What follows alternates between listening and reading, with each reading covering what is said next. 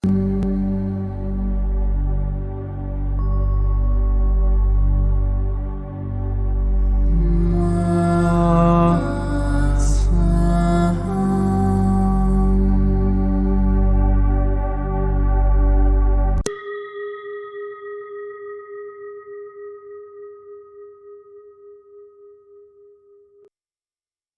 qui suit est la transcription d'un échange entre Mathias de Stefano, désigné ici comme moi, et son soi supérieur, désigné comme je suis.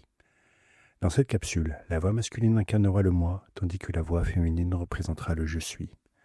Cette conversation, intitulée « Quand ?» a été réalisée le 8 avril 2021. Laisse-moi deviner. La question suivante vient aussi de l'indo-européen « Quo ?» objet. C'est ça. Peux-tu identifier quelles particules et quels suffixes la suivent? Eh bien, nous en sommes aux genoux aujourd'hui, et ils sont toujours liés à l'histoire, aux ancêtres, au chemin parcouru. Donc je suppose que cette question est quand? C'est exact. Et la particule qui s'ajoute à quo est le suffixe do, une particule indo-européenne qui indique la localisation, le lieu. Mais cela signifierait où? En effet, c'est logique, car la question où concerne le lieu et commence par do. Oui, cependant la question où se concentre sur le lieu d'origine, do, in, de, lieu d'où l'on vient, ou vers lequel on va. En revanche, la question quand a une autre fonction, celle de demander à quel endroit se trouvait l'objet ou le sujet. La construction de la question fait référence à l'emplacement temporel, comme pour dire à quel endroit se trouvait-il pendant que telle ou telle chose se passait.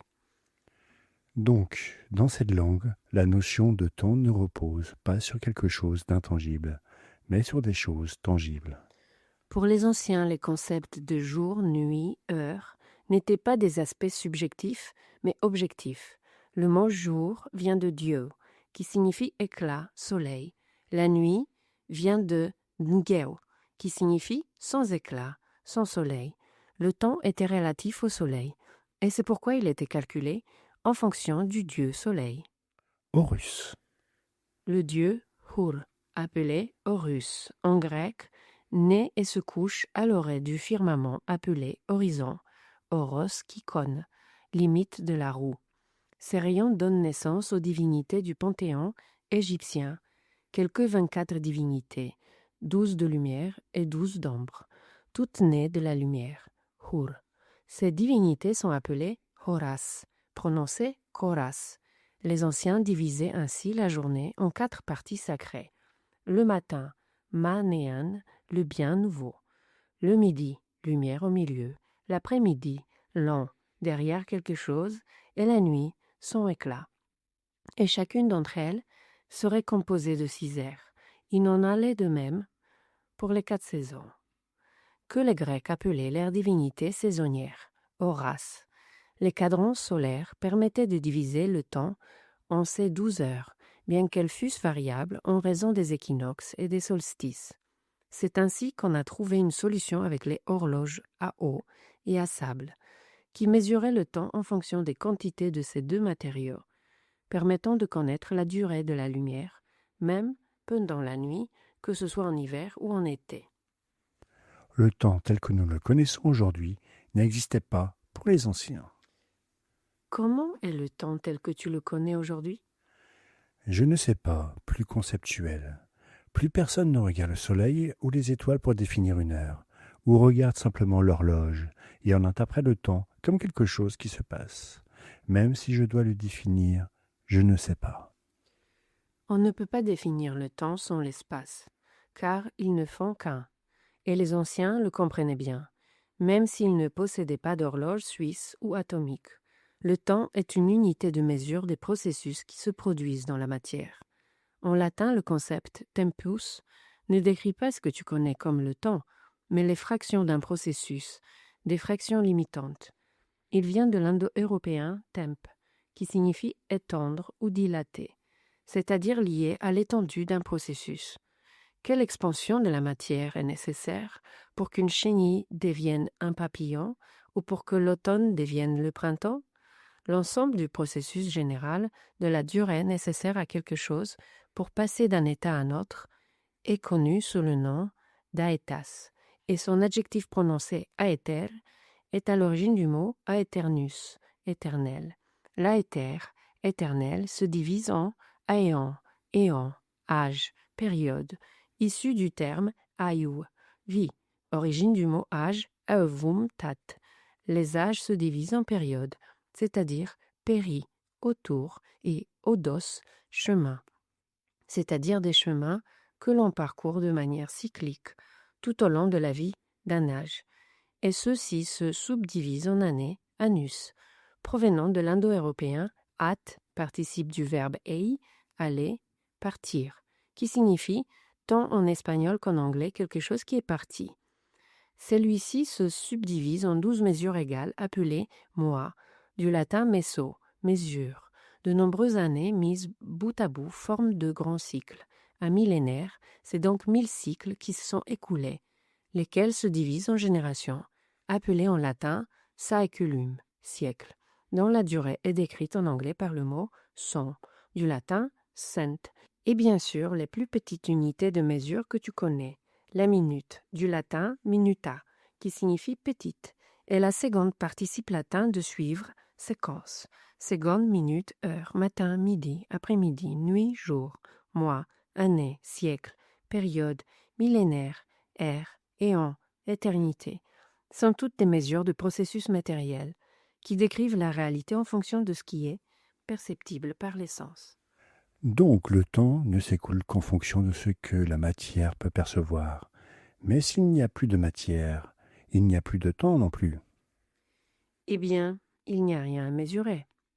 Il n'y a pas de processus à calculer au niveau atomique. Comme nous l'avons dit hier, au niveau quantique, l'idée du temps n'existe qu'en fonction des processus qui se produisent en physique classique, celle qui est quantifiable, celle qui parvient à mesurer des tailles et des distances, celle qui parvient à mesurer des transformations linéaires de la matière. C'est pourquoi tous les mots liés au temps sont des repères de localisation. Les mots avant, maintenant et après, Ils te prennent toi comme point de référence. Avant vient de ante, position dans laquelle quelque chose se trouve face à autre chose, être devant. Maintenant décrit une position déterminée à un moment précis, c'est-à-dire sous un rayon de lumière précis, alors qu'en anglais cela décrit la nouveauté de ce qui est en train de se dérouler, now, new. Après viennent des particules des, apo, décrivant la direction vers laquelle quelque chose s'éloigne de la vue, d'un point de référence, d'un emplacement précis. et le passé, Le passé est dépassé. Le passé vient de passus, qui désigne les pas que l'on fait en marchant. Par conséquent, le passé est le chemin déjà parcouru par les pas du marcheur. le présent, Des particules indo-européennes prae, devant, et es, être, dont le participe est ente, entité. Le présent est celui qui se trouve face à ce qui est. le futur, Il provient de la construction latine du participe intentionnel du verbe être, essere sum, qui dans son intention de se transformer en autre chose se prononce fu, comme pour dire fut ou fut. La construction latine de ce qui est en cours de transformation décrit cet acte avec le suffixe turi, donnant futuri, pour désigner ce qui transforme son être. le temps n'existe pas en tant que tel, c'est-à-dire en tant qu'unité distincte de l'espace. Mais il existe en tant que concept de mesure entre le macrocosme et le microcosme. Prêtez attention, l'univers est en constante transformation. Par conséquent, tout traverse un processus. Les formes sous lesquelles les processus se produisent dans un univers ou un autre sont la seule chose qui change. Le changement est constant. Pour le macrocosme, tout commence par le quantum, et de là vers le grand, l'espace régit le temps. Mais vers le petit, du quantum vers le microcosme, c'est le temps qui régit l'espace. J'ai toujours cru que c'était le temps qui régissait la matière, qui la rongeait, la détruisait, régissait les processus de la matière. Si tu pars du principe que c'est le microcosme qui régit l'existence du macrocosme, alors oui, c'est l'aspect temporel de la réalité qui déterminera la matière et l'espace. Cependant, tout ce que toi, en tant qu'humain, tu considères comme du temps, n'est rien d'autre qu'une interprétation des lois physiques et matérielles de l'espace. Tout ce que nous avons décrit concernant les mesures du temps t'a clairement montré que la façon dont tu te déplaces dans le temps n'est rien d'autre qu'un récit descriptif de ce qui se passe dans l'espace. Je comprends. Tout ce que nous appelons temporel n'a rien d'autre qu'une façon de désigner les choses qui se produisent dans la matière. Mais lorsque tu entres dans le microcosme, les lois de la matière, la thermodynamique, s'évanouissent. Et ce n'est plus l'objectif qui manifeste la réalité, mais tout devient une manifestation subjective. C'est là que le temps prend tout son sens, et c'est là que la matière s'exprime en fonction du temps. C'est là que le quand s'illumine véritablement. Car dans le microcosme, la matière ne suit pas de normes alchimiques, mais des lois subjectives.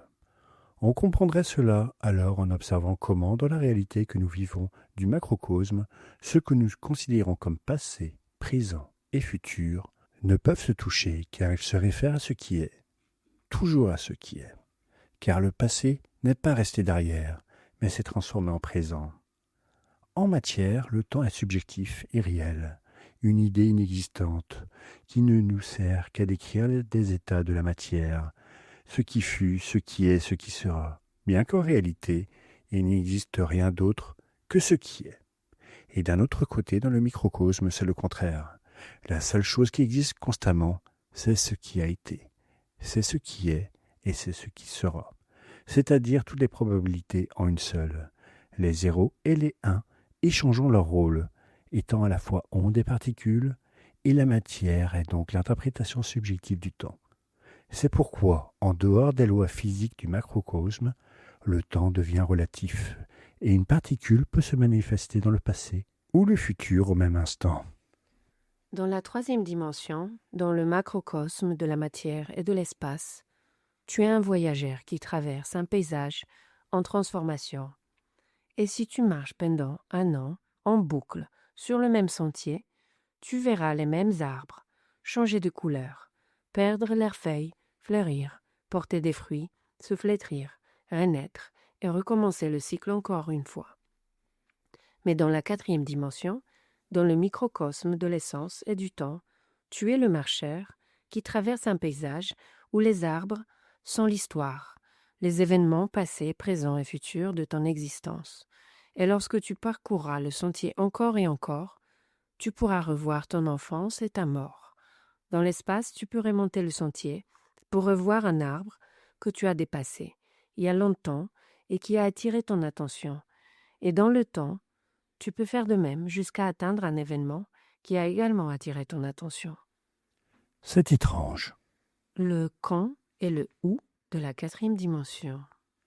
Et à quoi cela me sert-il de comprendre le quand ? Pour te rappeler que lorsque tu fermes les yeux, lorsque tu médites, lorsque tu cherches en toi les réponses du passé ou la clarté de l'avenir, tu peux les voir comme lorsque tu sors te promener dans la rue. Lorsque tu regardes le monde les yeux ouverts, tu habites le temps à travers les yeux de l'espace. Lorsque tu fermes les yeux, tu habites l'espace à travers les yeux du temps. C'est ce que j'appellerais l'imagination. Et l'imagination est le langage de la quatrième dimension. Là, tu peux parler à tes ancêtres, résoudre des problèmes du passé, revivre d'anciennes émotions ou innover, projeter, vivre les illusions du futur, trouver des réponses et des solutions à ce qui se passe maintenant. Alors, si dans l'espace tout est ici, Dans le temps, tout est maintenant. toutes ces fois où je me demandais quand dois-je le faire, quel est le moment exact, cela ne dépend donc pas de l'arrivée de ce moment, mais de la façon dont je me prépare à vivre ce moment.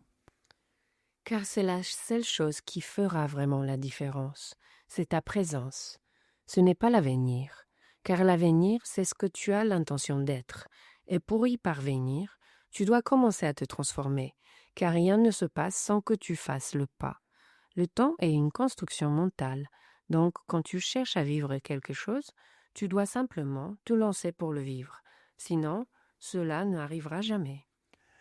Car le camp est un chemin qui se construit en marchant. La matière est conditionnée par des milliers de pas. Les étoiles, la gravité. Il existe d'énormes forces qui déterminent ce que tu es. Car tout ce que tu vis est régi par les lois de l'espace. C'est pourquoi les temps sont calculés non seulement en fonction de ce que tu souhaites ou espères vivre, mais aussi de ce que chaque particule manifeste. Autrement dit, tu ne peux pas arrêter l'aube, mais tu peux voyager plus vite vers l'est. L'espace est conditionné par la volonté d'une existence bien plus grande que ta personnalité, mais c'est la décision consciente de ton être qui doit découvrir la liberté d'être emporté par ses forces, ou de choisir de surfer sur les vagues du temps. C'est pourquoi je dois regarder avec les yeux du temps. Car je suis la vision de l'histoire. Car je suis le maintenant.